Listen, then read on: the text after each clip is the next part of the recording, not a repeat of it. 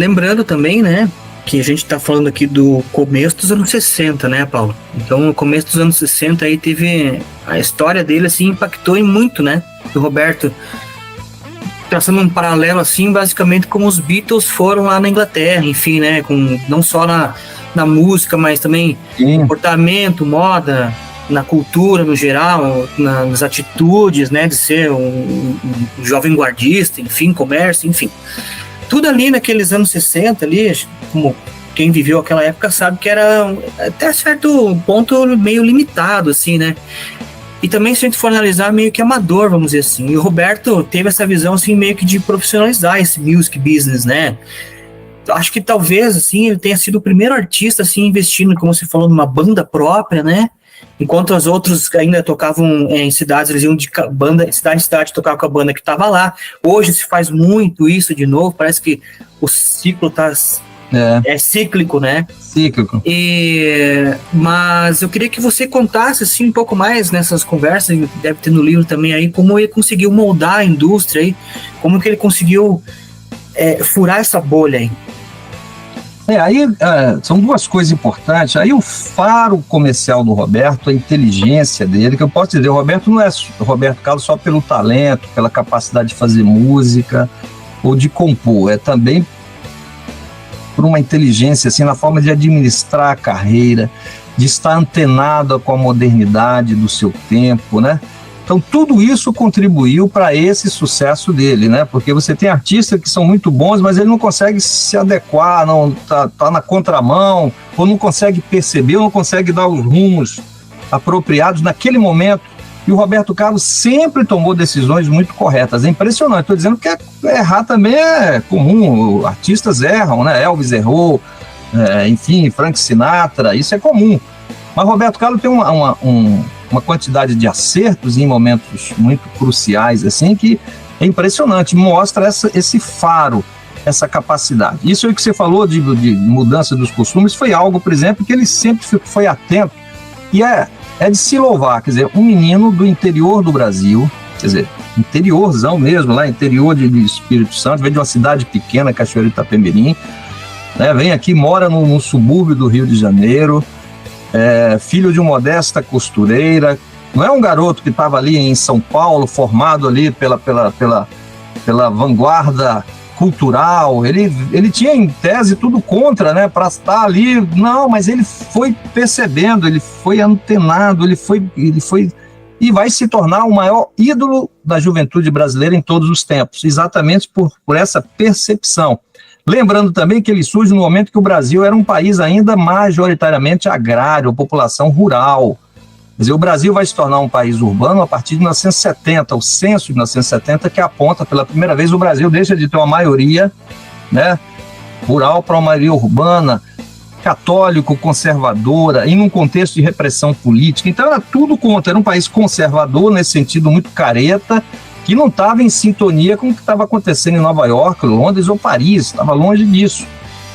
Então, nesse sentido, era mais fácil para Elvis, era mais fácil para Beatles, né, ser o que eles foram, porque eles estavam ali no centro de um acontecimento, né? Tinha muito mais ferramentas, né, para eles poderem desenvolver. Claro, o Roberto Carlos teve que perceber isso no ar, né? Com inteligência ele foi percebendo e foi adequando e foi se posicionando e tomando atitudes ousadas ali na medida, sem ser exagerado, mas também até porque ele também tinha seu lado conservador, que tem até hoje, né? Mas surpreendentemente ele conseguiu se posicionar muito bem.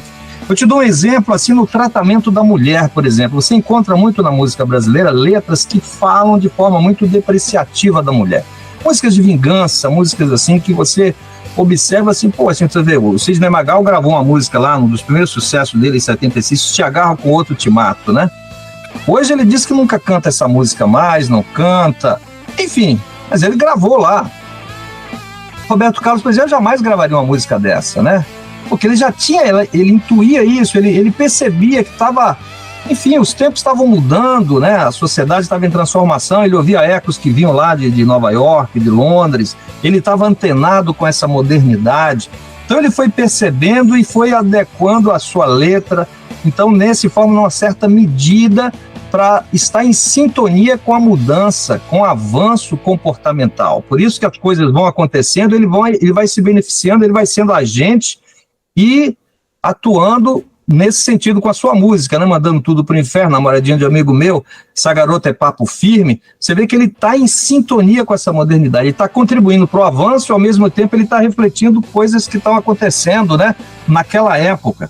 Então foi uma visão assim que isso favoreceu ele, esse lugar que ele ocupou, né, que ele foi ocupando na música brasileira, como um ícone da juventude, sendo o tradutor nesse sentido, o representante do que estava acontecendo na Inglaterra com Beatles ou lá nos Estados Unidos com toda...